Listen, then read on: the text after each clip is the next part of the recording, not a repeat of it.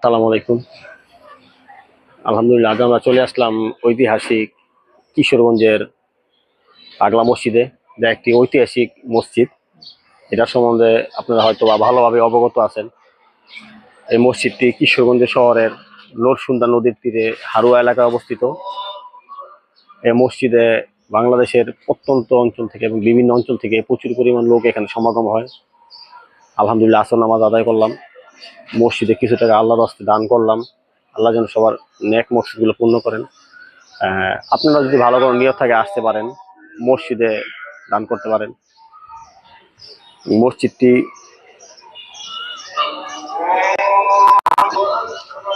মসজিদটি পিতল মসজিদ, খুবই দৃষ্টিনন্দন এবং এখানে প্রচুর পরিমাণ টাকা দান হয়।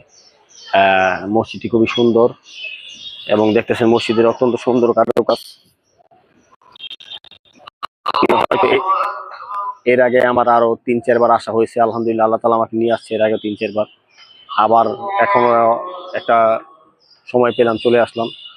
আপনারা যারা সময় পান চলে আসতে পারেন।